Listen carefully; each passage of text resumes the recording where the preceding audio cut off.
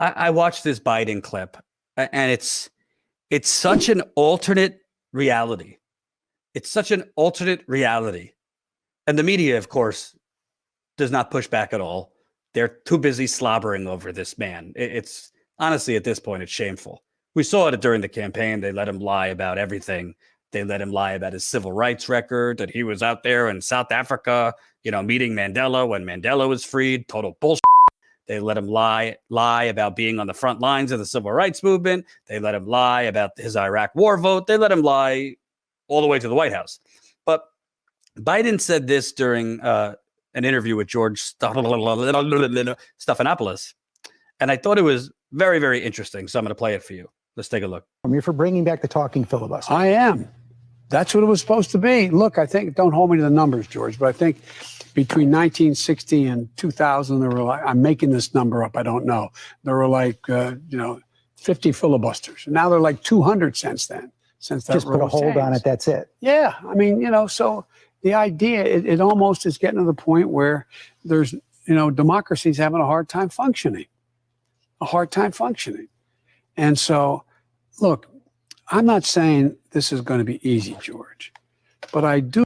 And so, look, I'm not saying this is going to be easy, George, but I do believe there's enough Republicans over time who are going to have, look, they haven't had that epiphany you said you were going to see in the campaign. No. Well, I've only been here 6 weeks, pal. Okay, give me a break. Been here 6 weeks. I think the epiphany is going to come between now and 2022. This is there's 78% of the people say they support this program. So what I love there, democracy's having a hard time functioning. Did you hear that? Democracy's having a hard time functioning.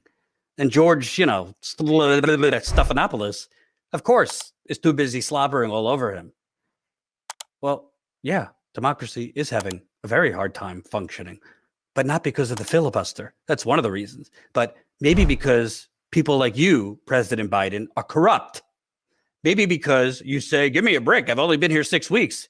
Well, maybe because in 6 weeks, you broke at least 4 or 5 of the only campaign promises you even made. $15 minimum wage. You promised $2,000 checks if those 2 senators won in Georgia. You also said a public option, even though that's mysteriously left your vocabulary. You hear Biden talking about a public option anymore? I don't. So this notion, democracy is having a hard time functioning. Yeah, democracy is having a very hard time functioning because when 70% of people want universal government health care and you say no, you are openly hostile to democracy. You are openly hostile to representative government because you're not representing the will of the people.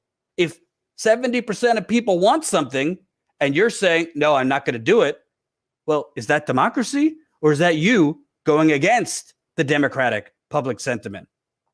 When an overwhelming majority, not just of Democrats, of Republicans support a $15 minimum wage, and you sit here with your bullshit gaslighting to say, oh, no, well, the Senate parliamentarian, we can't do anything because, the Senate parliamentarian, blah, blah, blah, the Senate parliamentarian.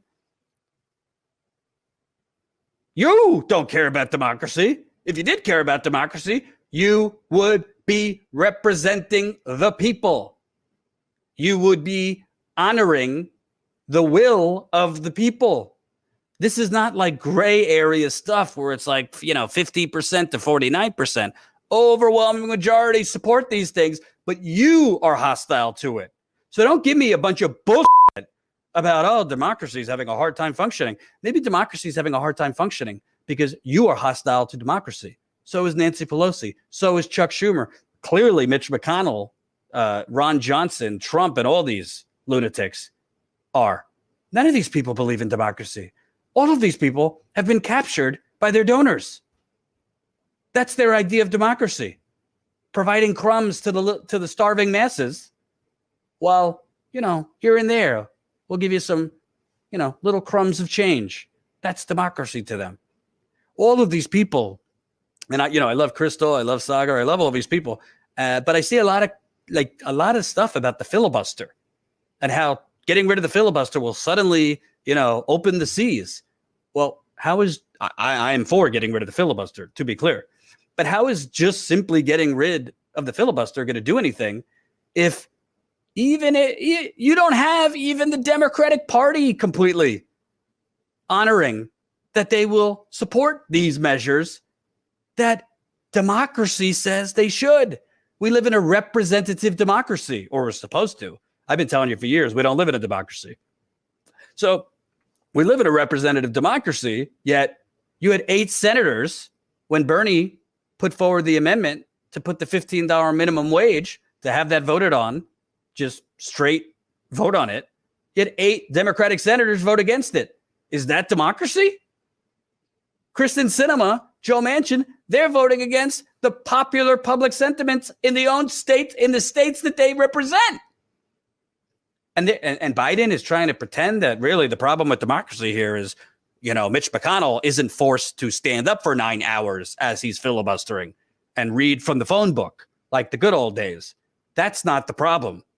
The problem is, even if you got rid of the filibuster, the Democratic Party, and it's the same thing for the Republican Party when they're in rule, they go against democracy. They go against the very promises they told the voters. They go against what they said they would do. I don't have a lot of nice things to say about Trump, but one thing I'll give him, he honored most of his promises. He honored, I'm going to try to build that wall. I mean, he didn't, but he built something. He said, I'm going to be as racist and xenophobic to immigrants as I can. And he certainly was. He said, I'm going to, repeal NAFTA or whatever. I mean, it was basically a knockoff NAFTA light, but he did. He kept a lot of his promises. Most of them weren't good. But the Democratic Party and Biden, they want to punk you. They want to gaslight you into thinking we even live in a democracy. We don't live in a democracy. A democracy is you elect people, you vote for people based on what they say they're going to do. Then they get elected and then they do it, or at least try to do it. We don't live in a democracy. We live in a fake democracy where one party is just openly racist, Islamophobic, and just horrendous. And the other one is economically corrupt and essentially just performance artists. They're performance populists. The Democrats. It's all performative bullshit. So, yeah, it's very frustrating seeing clips like that because, I expected the media to slobber all over Biden. It's downright unseemly, if you ask me. I mean, he hasn't been challenged once. The very, very few interviews. I think this was one of the first interviews he did with George Stephanopoulos. I don't think Stephanopoulos challenged him once. Not once. But we haven't lived in a democracy for a long time. And I think part of the problem is, and this goes back to what Council Member Shama Sawant and I were talking about, you don't have the elected progressives that themselves ran as fighters, themselves were calling out this kind of shadow democracy that all of these corporate Democrats are essentially selling you down the river. You don't actually have them fighting this bull. You don't have them calling it what it is. You don't have them saying, wait a minute, President Biden, you're here talking about democracy and the filibuster? Well, how about some democracy and honor your commitments to the people who elected you?